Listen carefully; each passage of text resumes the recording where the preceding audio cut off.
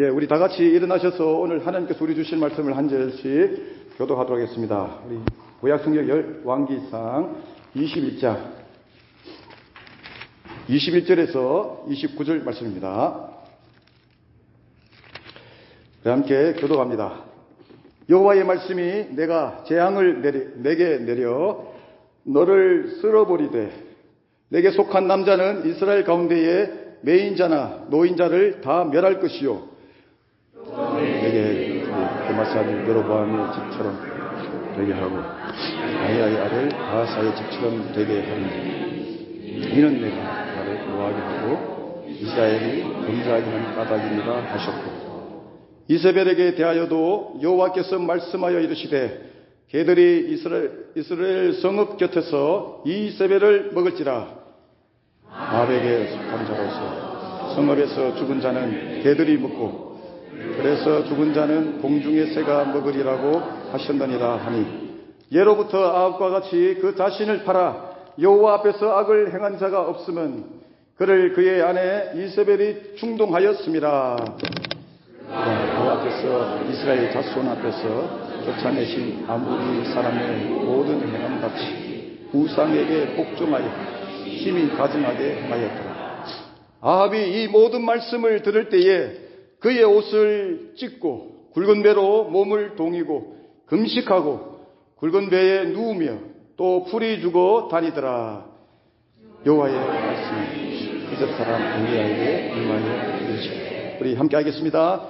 아합이 내 앞에서 겸비함을 내게 보느냐? 그가 내 앞에서 겸비함으로 내가 재앙을 저의 시대에는 내리지 아니하고 그 아들의 시대야 그의 집에 재앙을 내리리라 하셨더라. 아멘. 우리 다 같이 앉으시겠습니다. 네, 기도하겠습니다.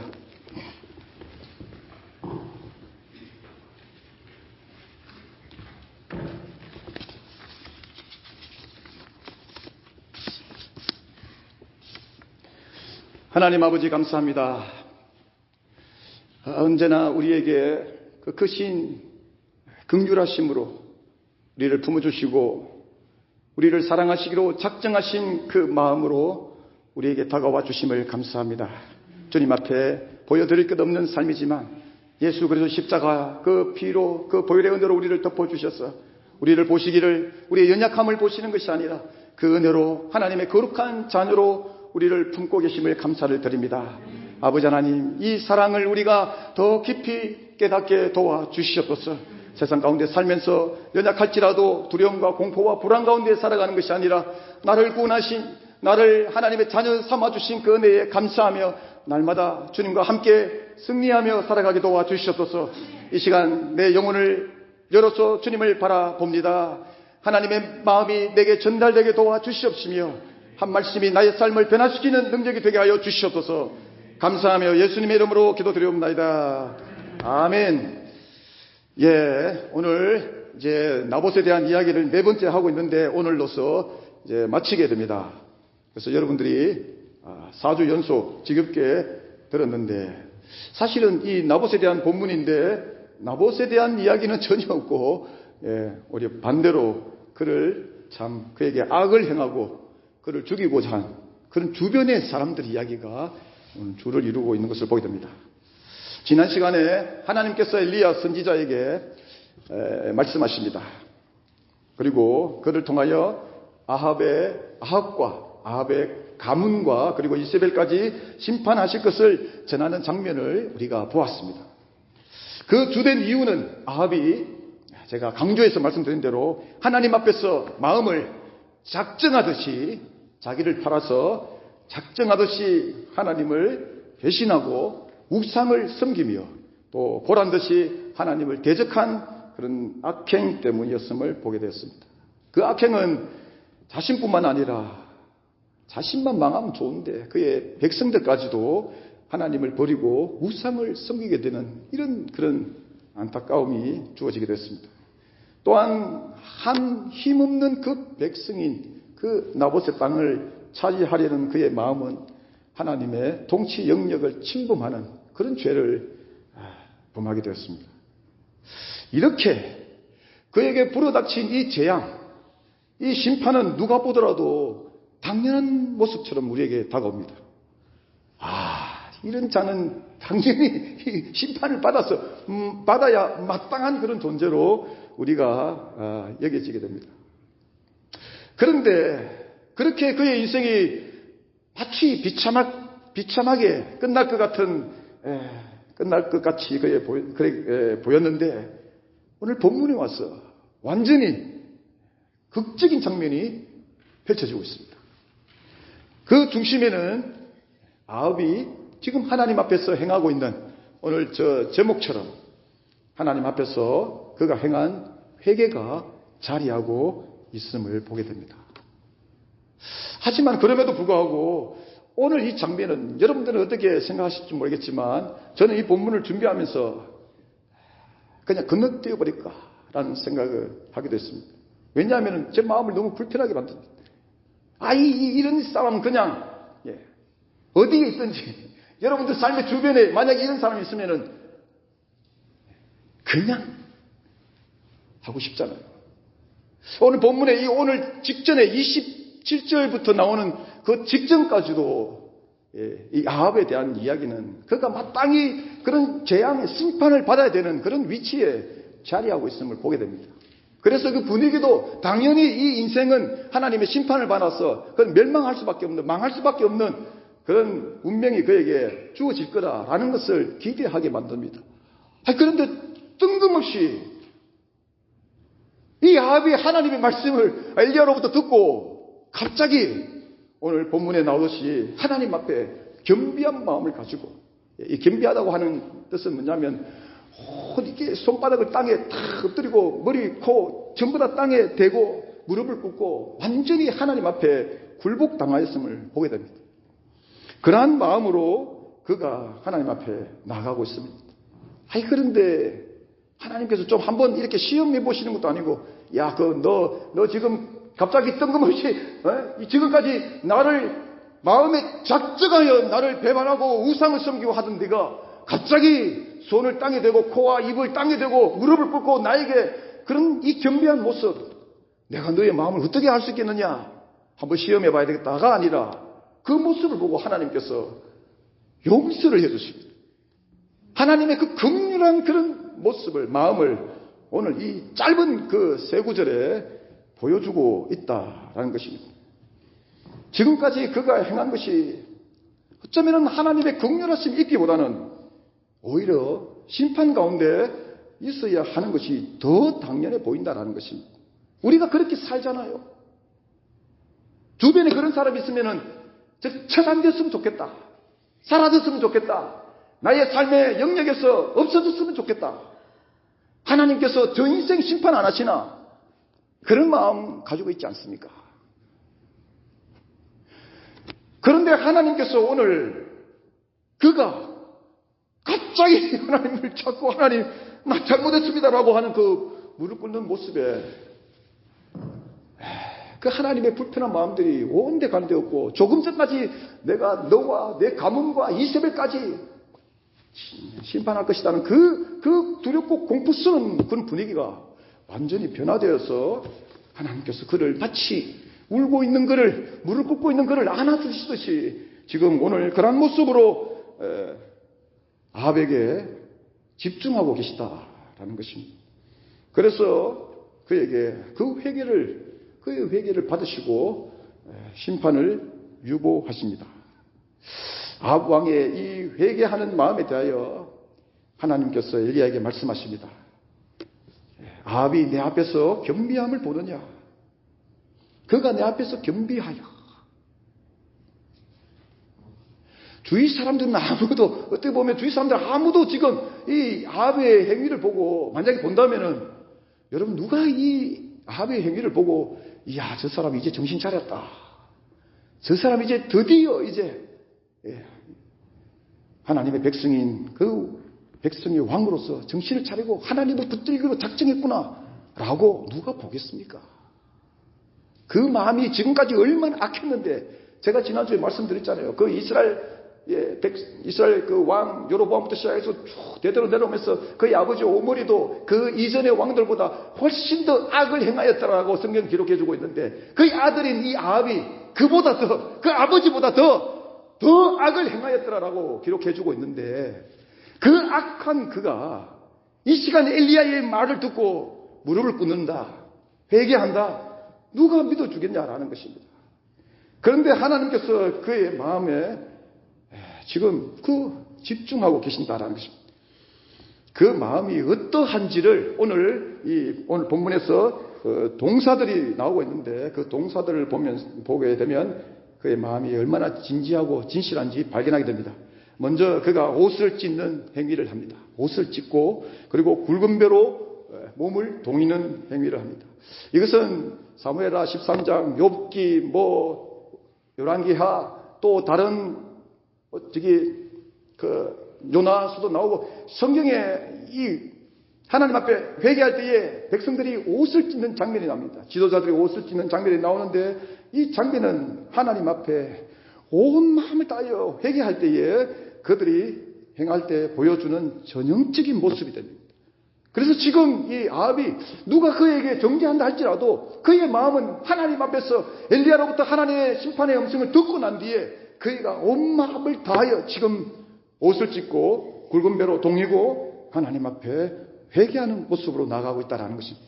거기에다가 오늘 본문에 보니까 금식하고 있다는 것을 보여주고 있습니다. 이 금식은 우리가 설명할 필요가 없이 회개에 있어서 가장 그런 극적인 장면을 보여줍니다.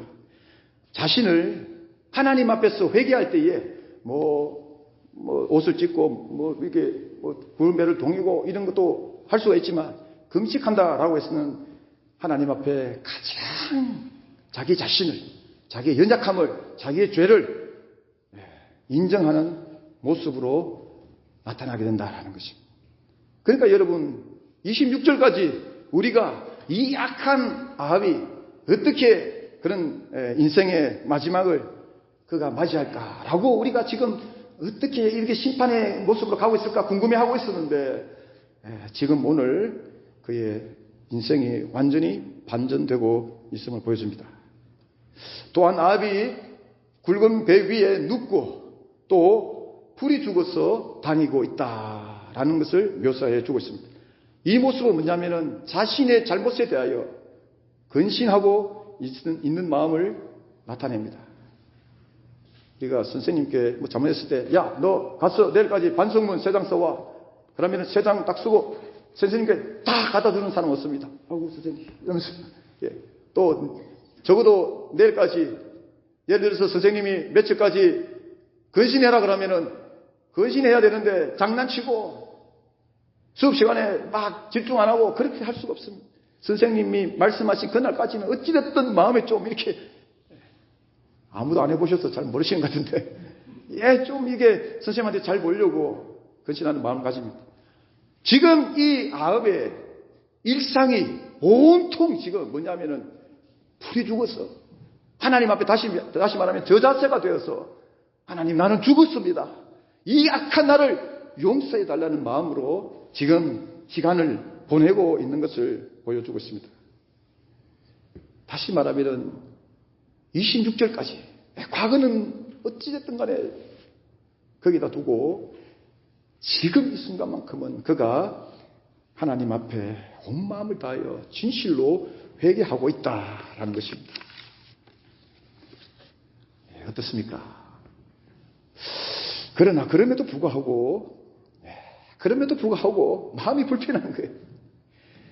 작정하여 하나님을 배반하고 무시하며 저지른 악행을 생각하면 그가 결코 지금 이 순간 한 번의 그 회개로 인해서 하나님의 긍휼하심을 입어서는 안 되는 사람이다라는 것입니다. 잘못했습니다 한마디에 어떻게 해결이 될 수 있겠습니까? 그 북이스라엘 나라에 그 앞에 있었던 왕들보다도 전부 다 악행을 행했어요. 악을 행하여서 그 자자손손 왕위가 이어온 것이 아니라 금방 쿠데타가 일어나고 반역하고 또 죽고 죽이고 또 왕이 되고 또 죽고 왕이 되고 죽고 왕이 되고 이렇게 온 것입니다. 여러분, 여기에 무슨 하나님의 말씀이, 하나님의 율법이 그들을 주장하겠습니까? 이렇게 온통 악을 행하고 오는 중인데 그가 오늘 하나님으로부터 긍휼함을 입고 있다라는 것입니다. 지난주에도 제가 말씀을 드렸지만 성경은 세상 원리에 빠져있는 우리의 이 시각들을 이해시키기 위해서 노력하지 않습니다. 그러면 얼마나 좋겠어요. 그러면 누구든지 성경을 보면서 아하, 그렇구나. 아, 하나님의 사랑이 이렇구나. 예수를 믿든 믿지 않든 간에 세상 속에서 악을 행하든 선을 행하든 간에 모두가 다 이 하나님의 말씀을 우리가 이해하고 믿고 받아들일 수가 있는데 그렇지 않다라는 것입니다. 성경은 오히려 찾으면 찾을수록 정말 하나님이 이런 분이실까? 이해가 되지 않는 부분들이 성경 속에는 너무나 많다라는 것입니다. 이것은 무엇을 얘기하냐면은 하나님께서는 이 말씀을 사람들에게 주시면서 세상이 가지고 있는, 다시 말하면 세상의 원리와 가치로 성경을 바라보는 것이 아니라 하나님의 시각으로 바라봐야 됨을 보여주고 있다는 것입니다. 저와 여러분이 하나님을 왜 이해하지 못할까요? 수십 년 동안 이렇게 신앙생활을 하고 있는데 왜 우리 삶이 하나님께 더 가까이 가지 못할까요? 다른 이유 없습니다. 하나님의 마음을 그만큼 모른다는 것입니다. 왜 모를까? 아니, 내가 공부했는데, 내가 이렇게 좀 살펴봤는데, 내가 그래도 학식이 있는데, 지식이 있는데, 경험이 있는데, 내가 하나님의 말씀을 이해를 못하겠습니까? 찾아보면 알 수 있는데, 아니에요, 여러분. 우리 속에는, 저와 여러분 가운데는 지금 이렇게 신앙생활을 하고 있지만, 죄송하지만, 우리 이 삶을 주장하는 그 모든 개념들과 가치들은 온통 세상의 원리와 가치로 사로잡혀 있다는 것입니다. 그러니까 성경을 봐도 묵상을 해도 하나님의 마음이 보이지 않는 거예요. 다른 이유 없다라는 것입니다. 아니, 성경을 내가 보는데 왜 이렇게 하나님의 마음을 모를까? 아니, 작정하고 무슨 성경 공부를 해야지 어디 가서 배우는데도 마음을 알 수가 없어. 심지어 박사학위를 몇 개를 받아도 알 수가 없어. 죄송한 얘기지만 여러분, 한국에 지금 얼마나 심각한 상태인 줄 아십니까? 신학교가 예수 안 믿어도 들어갑니다. 예수 안 믿어도 신학교 교수가 돼요. 여러분들 어떻게 생각할지 모르겠지만 심각한 것입니다. 그것은 무엇을 말하냐면은 예수 안 믿는 목회자가 앞으로 배출되어서 여러분들 앞에 설 수가 있음을 말해주는 것입니다.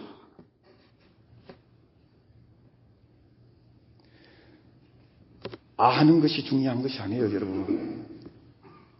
하나님의 마음을 소유해야 됩니다. 그러기 위해서는 우리가 가지고 있는 이 삶을 통해서 가지게 된 경험과 상식들, 세상으로부터 우리 주어진 그런 가치들을, 원리들을 이렇게 깨부시지 않으면은 여러분, 신앙생활 100년에도 하나님의 마음을 알 수가 없어요. 우리가 저 십자가를 바라보면서도 그 십자가 예수님의 죽으심에 대하여 눈물 한 방울 흘리지 못하는 것은 그 예수님을 이해를 못하기 때문에, 주님의 마음을 이해를 못하기 때문에, 주님께서 왜 나를 위해 죽어 가셨는지를 느껴지지 않기 때문에 눈물이 안 나는 것입니다. 감사가 없는 것이에요. 왜 그럴까요, 여러분? 지식이 없을까요? 우리가 예수님을 믿으면 구원받는다는 십자가의 도의 진리를 우리가 몰라서 그렇습니까? 아니라는 거예요. 우리가 가진 이 삶의 그런 가치와 원리들이 십자가를 느끼지 못하게 하는 거예요.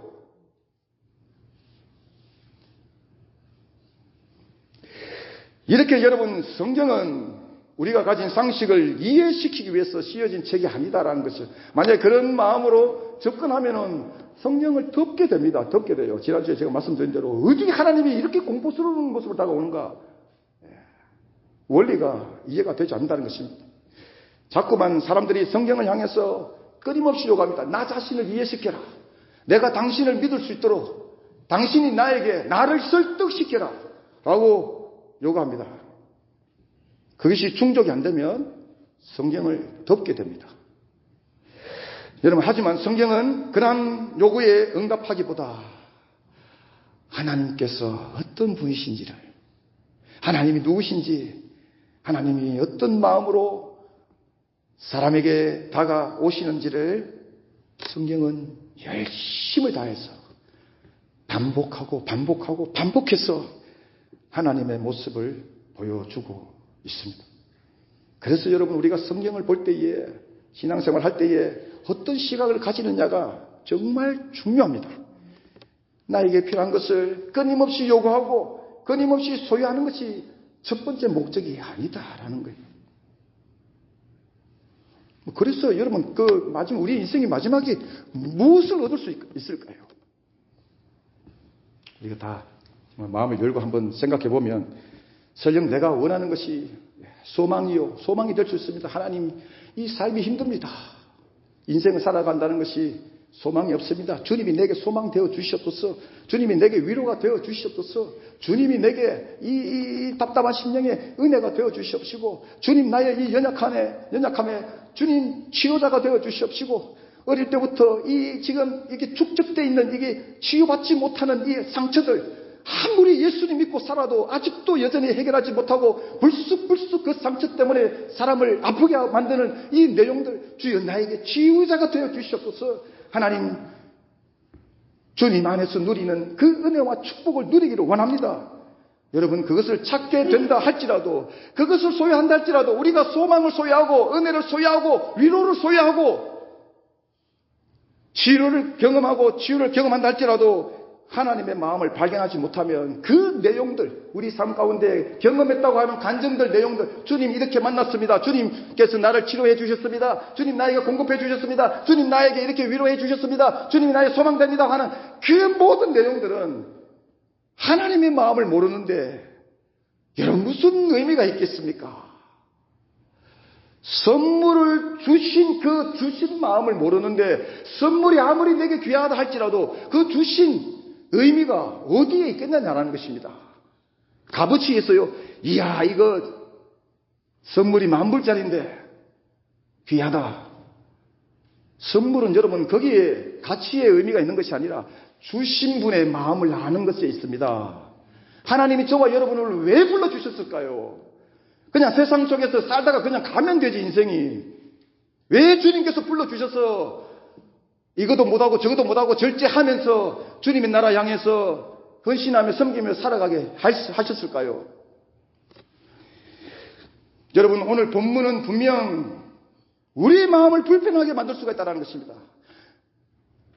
오히려 하나님께서 이러한 사람을, 만약에 내 삶의 영역의 주변에 이러한 아합과 같은 사람이 있다면은 하나님이 오셔서 그냥 심판하시는 것이 나의 삶을 더 유익하게 만들고 공동체를 더 건강하게 만드는 모습이 되지 않겠습니까? 안 그래요, 여러분? 그렇잖아요. 없어졌으면 좋겠잖아요. 그런데 오늘 이 하나님께서 그에게 찾아오고 있다는 것입니다. 심지어 어쩌면 우리가 이 오늘 아합에게 긍휼을 베푸시는 하나님의 모습에 실망이 될 수도 있습니다. 하나님, 조금 전까지 무슨 막 그 공포스러운 모습으로 하나님께서 심판하신다고 그래놓고 금방 회개하는 모습에 이렇게 마음을 바꾸실 수가 있습니까? 이랬다가 저랬다가 용서했다가 또 나중에 또 바뀌고 공포스럽게 심판한다 하시면서 금방 우리의 마음은 심판하시는 하나님을 두려워하며 내가 이렇게 살면 안 되겠다 하고 따라가고 있는데 어느 순간에 나는 다 품고 있다, 사랑한다, 긍휼을 베푼다, 이런 모습으로 지금 다가오는데 불편할 수가 있다는 것입니다. 그냥 말씀하신 대로 그냥 시원하게 아합을 그냥 심판해버리시면은 오히려 우리가 하나님 앞에서 내가 이렇게 살면 안 되겠구나, 혹시나 나의 삶이 아합처럼 이런 모습은 아닐까, 그렇게 교훈을 얻지 않겠습니까? 하나님께서 이러한 자를 심판하시는구나, 내가 하나님 따라가는데 잘 섬겨야 되겠다, 내 삶을 다시 정돈하고 주님의 말씀에 귀를 기울이고 살아야 되겠다, 이게 교훈이 아니겠어요? 우리가 기대하는 교훈이 아니겠습니까? 그런데 지금 와서 그 회개의 모습에 모든 것을 그냥 뒤집어 버리고 계십니다. 이런 하나님의 모습이 불편하다라는 것입니다. 여러분, 우리가 성경을 잘 보아야 하는 이유가 여기에 있습니다. 성경을 주신 하나님의 첫 번째 목적은 잘 기억하시기 바랍니다. 첫 번째 목적은 심판이 아니라 구원에 있다라는 것입니다. 그래서 하나님의 눈에 보이지 않는 거예요. 저와 여러분이 지금 예수님, 이 하나님 앞에 예배 드릴 수 있는, 한번 다 드러내볼까요? 아무도 안 계실 것입니다. 다 집에 갈 것입니다. 왜 하나님께서 예배를 받으실까요? 하나님의 첫 번째 목적이 예수 그리스도 십자가 보혈로 덮어진 자들의, 하나님께서 거룩하다라고 말씀하신 자들의 그 예배를 하나님이 기뻐 받으시기 원하신다는 것입니다. 심판이 아니에요. 예수를 믿으면서도 심판 가운데서 살아가는 사람이 얼마나 많은지 모릅니다.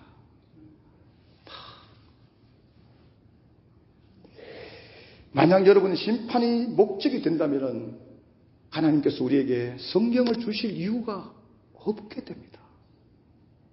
왜 그럴까요? 왜냐하면 우리 인생은 이미 에덴 동산에서 사람의 우리 운명이 결정되어 버렸기 때문입니다. 우리 운명이 지금 죽음에서 벗어날 수 없는 운명이 결정되어 버렸는데 이 말씀을 왜 줘야 됩니까? 심판한다. 그래도 내가 심판한다.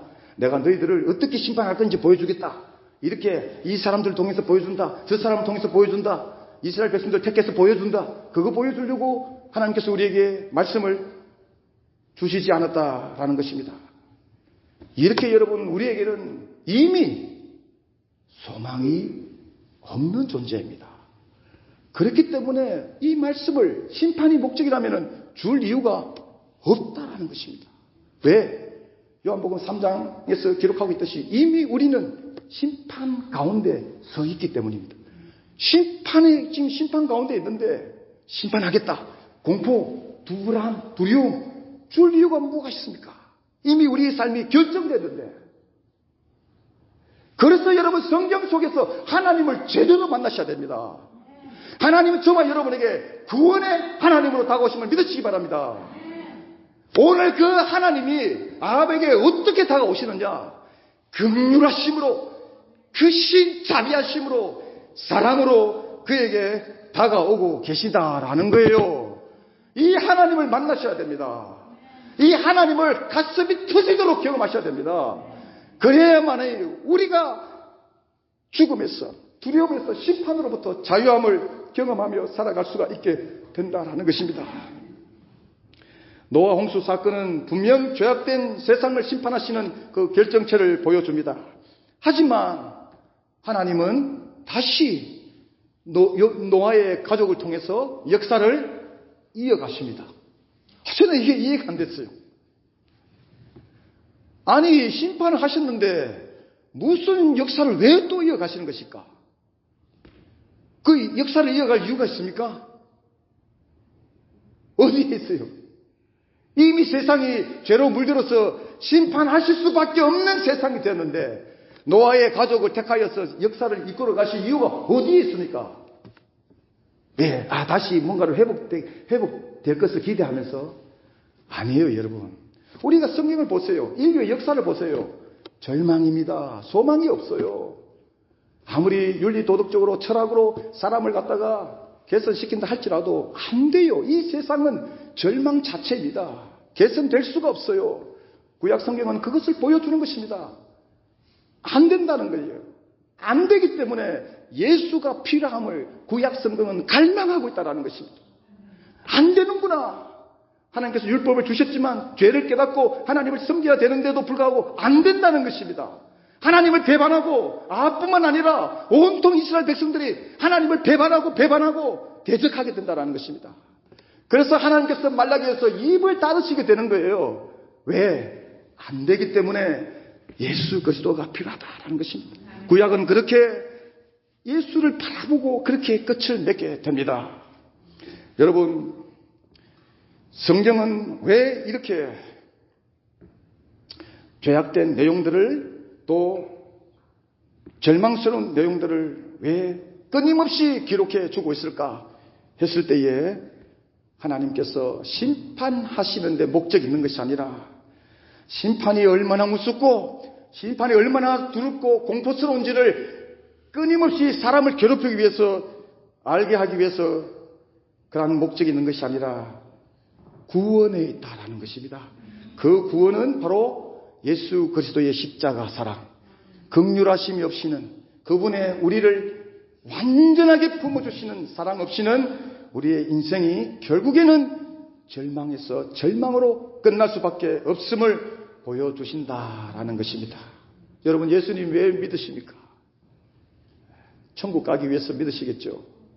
하지만 여러분, 예수님을 믿는다는 그 고백에는 반드시 이런 부분이 해결이 돼야 됩니다. 뭐냐? 나는 안 되는구나. 나는 절망이구나. 나의 인생은 이미 죽은 상태에 있구나. 그래야만이 십자가가 내게 다가오기 시작합니다. 예수 믿고 구원 가기 위해서 예수님의 십자가 위에서 흘리신 피가 티켓을 주는 것이 아닙니다. 죄를 해결해야 된다는 거예요. 그 죄가 무엇을 말하기에, 우리가 하나님을 보기에, 하나님을 담기에, 하나님의 성품을 담기에는 절망이기 때문에, 안 되기 때문에 예수님께서 피를 흘려주셔서 죽으심으로 저와 여러분에게 구원을 주시기로 작정하셨다라는 것입니다. 이것이 하나님의 사랑입니다. 다른 데 있지 않아요. 제발 여러분, 하나님을 심판의 주, 공포스럽고 두렵게 만드는 하나님으로 보지 마세요. 그 속에는 하나님, 오늘 이 아합에게 보여주신 하나님, 그 얼마나 그 마음이, 그를 사랑하시는, 긍휼히 여기는 마음이 뜨거운지 오늘 여기 보여주고 있잖아요. 26절까지 하나님의 모습이 어떻습니까? 심판하리라. 재앙을 내리고 심판하리라. 그의 가족들, 그의 이스라엘의 모든 것을 심판하리라. 그런데도 불구하고 하나님 앞에 겸비한 모습으로 서 있는 아합에게 그를 책망하는 것이 아니라 그를 품고 그를 용서하시기로 작정하신 모습으로 다가오고 있다라는 것입니다. 여러분, 하나님께서는 이렇게 끊임없이 노아 이후에도 역사를 이어가시는 그 이유는 하나님께서 우리에게 구원의 하나님으로 다가오시고자 하는 계획이 있음을 믿을 수 있기를 바랍니다. 우리는 지금 아합에게 베푸시는 하나님의 긍휼하심이 불편하게 여겨질 수 있지만 사실은 그보다 더 본질적으로 더 불편해야 하는 가장 극적인 장면은 바로 예수 그리스도의 십자가 사건이 된다라는 것입니다. 왜냐하면 그분이 왜 우리를 무엇 때문에 전혀 이유가 없다라는 것입니다. 이해가 되지 않아요. 저는 예수를 믿고 이게 말씀을 선포하고 살지만 한 번씩 십자가 앞에 서 있고 기도할 때에, 특별히 고난주간되고 할 때에 매년 고난주간마다 십자가 앞에서 기도하며 묵상하는데 한 가지 풀리지 않는 숙제가 있습니다. 하나님이 왜 나를 구원해 주셨는지, 하나님이 왜 내 인생 가운데 찾아오셨는지, 이 지금 50몇 살이 됐는데도, 신앙생활이 40년이 넘는데도 그 답을 이해를 할 수가 없어요. 이해가 되지 않는다라는 것입니다. 주님이 무슨 이유로 저와 여러분을 구원하시기 위해 십자가를 지셔야 합니까? 심지어 우리가 예배하며 사는데도 불구하고 오늘 등장하고 있는 이 아합보다 더 나은 삶을 살고 있다고 자신할 수 없는데, 그래도 아합은 겉으로 나타나고 있어요. 죄를 행하고 하나님을 대적하고 우상을 섬기고 행하고 있는데, 그런데 우리에게는 문제가, 더 심각한 문제는 뭐냐면 하나님을 예배하고 있는데 이 마음 가운데 온통 거짓과 하나님을 향한 마음이 없음에도 하나님을 바라보고 의지하고 섬기고자 하는 마음이 없는데 예배하고 있다는 것입니다. 여러분, 무엇이 더 악할까요? 하나님 보실 때에 우상을 섬기고 또 하나님을 대적하고 죄를 짓고 이것이 더 악할까요? 아니면 하나님께 예배하러 나왔는데 그 마음속에 거짓되고 하나님을 향한 마음이 없고 하나님을 섬기고자 하는 마음이 없는데 나의 의를 드러내고 주님을 향하여 오히려 나의 삶에 유익한 도구로 삼고자 하는 마음으로 가득 차 있는데 어떤 마음이 더 악합니까? 예쁘게 시장하고 예배하고 이 모습이 더 선하다고 누가 말할 수 있겠습니까? 아합 앞에서 자신 있게 말할 수 있겠습니까? 너는 겉으로 보기에 너무나 큰 죄를 지었다. 너는 나와 완전히 다른 삶이다라고 정죄할 수 있겠습니까? 아니다라는 거예요. 오늘 하나님께서 그것을 저와 여러분에게 보여주시고 계신다라는 것입니다. 만약 지금 이 시간에 성령께서 우리의 마음을 드러내신다면 우리가 과연 아합보다 더 나은 삶이라고 평가받을 수 있겠냐 하는 것입니다. 그래서 오늘 하나님께서는 아합에게 베푸시는 그 긍휼하심을 통해 저와 여러분에게도 동일하게 그 긍휼하심으로 우리를 품고 계심을 보여주시고자 하신다라는 거예요. 야, 너 이렇게 나를 위해서 섬기고 있지, 예배하고 있지. 하지만 그럼에도 불구하고 내가 너희들을 긍휼하심으로, 긍휼로 사랑으로 품어주지 않으면 너희들은 오늘 이 아합과 같은 악행 속에, 죄 속에 하나님을 대적하고 마치 작정하여 하나님을 배반하듯이 살다가 갈 수밖에 없는 일생임을 가르쳐주고 있다라는 것입니다. 여러분들의 이 마음을 오늘 발견할 수 있기를 원합니다. 신앙의 삶은 겉으로, 겉모습으로 결코 만족을 해서는 안 됩니다. 여러분, 그러지 마세요. 무엇을 우리가 했기 때문에 여러분 만족하시기 마시기 바랍니다. 하나님 그것을 보실까요? 하나님 그것을 기뻐하실까요? 하나님 그 열심을 기뻐하실까요? 정말 우리의 정말 이 온 힘을 다해 섬기는 그 모습 때문에 기뻐하실까요? 우리가 큰 일을 행했기 때문에 정말 하나님이 기뻐하실까요? 우리의 신앙의 삶이 겉으로 자꾸만 만족하게 되면 여러분 하나님의 마음을 볼 수가 없게 됩니다. 더 중요한 것은 하나님의 마음을 오해하게 됩니다. 하나님이 이렇게 기뻐하시겠지. 우리 자녀들 속에 자녀들이 부모님을 기쁘게 한다면서 잘못된 모습으로 기쁘게 만드는 모습들이 있잖아요. 오늘 본문 속에서는 아합을 심판하시는 하나님만을 심판하시는 하나님만을 기대하게 되는 그것이 우리 신앙의 삶의 정의가 의가 될 수가 있다라는 것입니다. 그런데 오늘 어디에 그 누가 오늘 이 아합을 정죄할 수가 있겠습니까? 우리 속에 오늘 혹시라도 아합을 정죄하고 지금까지 오셨다면 우리 마음 깊은 곳에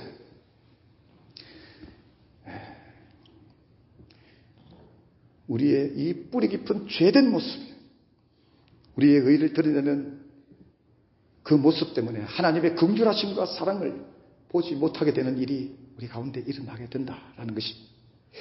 오늘 하나님께서는 마땅히 심판받아야 함에도 불구하고 회개하는 아합의 그 마음의 중심에 하나님께서 집중하고 계십니다.